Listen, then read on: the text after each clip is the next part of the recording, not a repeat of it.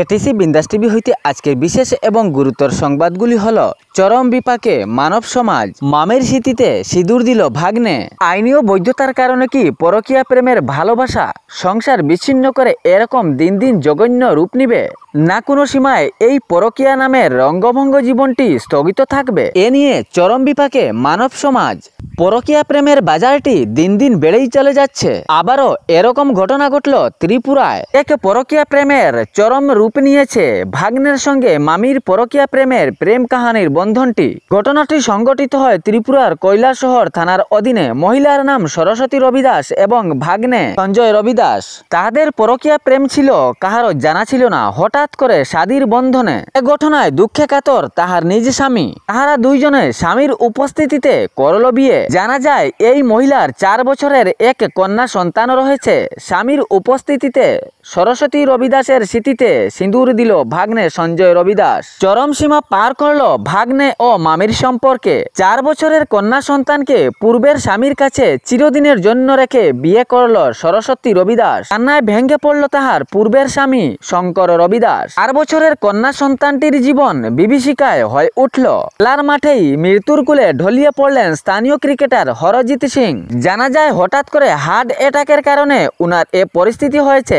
খেলার মাঠেই বিদায় নিলেন ভারতীয় ক্রিকেটার। জীবনের শেষ বিদায় খেলার মাঠে দিলেন ছক্কা। তাহার পর হার্ট অ্যাটাক এবং অন্তিম যাত্রা। ঘটনাটি ঘটে পাঞ্জাবের ফিরোজপুরে। এই হৃদয় বিদায়ক ঘটনাটি সবাইকে সুখের ছায়ায় আকুল করে দিয়েছে। ভারতীয় ক্রিকেটার হরজিৎ সিং ছক্কা মারার পর উনার শরীরের গতিবেগের পরিস্থিতি সীমারেখার পেরিয়ে যায় এবং সঙ্গে সঙ্গে 2-4 কদম চলে মাটিতে বসে পড়েন। মাঠে থাকা সকল খেলোয়াড়গণ পাশে এসে জিজ্ঞাসা চালান, কিন্তু অচেত হয়ে পড়েন। জীবনের শেষ মুহূর্তে খেলার মাঠে দিলেন ছক্কা। জলের উপরে চলল গাড়ি। এমন গাড়ি তৈরি আর কোথাও নয়, বরাক উপত্যকায়। এই জলের উপরে চলা গাড়ি তৈরি করে সবাইকে চমকে দিলেন বদরপুরের এক যুবক অভিরায়। এটি একটি বাস্তব দৃশ্য, কোনো সিনেমার দৃশ্য নয়। বাস্তবে এক ঘটনাটি বদরপুরের। ওয়াটার জেট নামের একটি কার তৈরি করলেন অভিরায়। বদরপুরের নতুন টিলা গ্রামের বসতি অভিরায় বাবার স্বপ্ন করলেন পূর্ণ। এমন কোনো উচ্চ শিক্ষাও নেই উনার। পেশায় মোটর মেকানিক্স। 1 বছর সময় লেগেছে এই কারটি তৈরি করতে। সঙ্গে লক্ষাধিক টাকা খরচ হয়েছে।